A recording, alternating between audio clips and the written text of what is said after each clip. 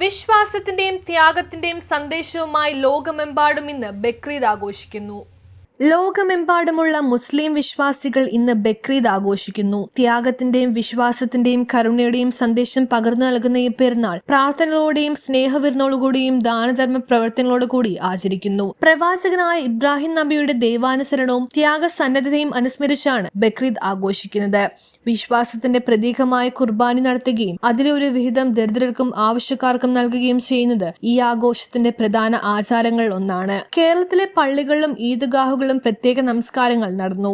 കുടുംബാംഗങ്ങളും സുഹൃത്തുക്കളും ഒന്നിച്ചു ചേർന്ന് പെരുന്നാൾ വിഭവങ്ങൾ പങ്കിട്ടു. സമൂഹത്തിൽ ഐക്യത്തിന്റെയും സഹജീവിതത്തിന്റെയും സന്ദേശം ഉയർത്തിപ്പിടിച്ചുകൊണ്ട് നിരവധി സന്നദ്ധ സംഘടനകൾ ദാനധർമ്മ പ്രവർത്തനങ്ങൾ നടത്തി. പെരുന്നാളിന്റെ ഭാഗമായി വിപണികളിലും വസ്ത്രശാലകളിലും വലിയ തിരക്കാണ് അനുഭവപ്പെടുന്നത്. കുട്ടികൾ പുതുവസ്ത്രങ്ങൾ അണിഞ്ഞും കുടുംബങ്ങൾ പരമ്പരാഗത ഭക്ഷണ വിഭവങ്ങൾ ഒരുക്കിയും ആഘോഷങ്ങളിൽ സജീവമായി പങ്കെടുത്തു.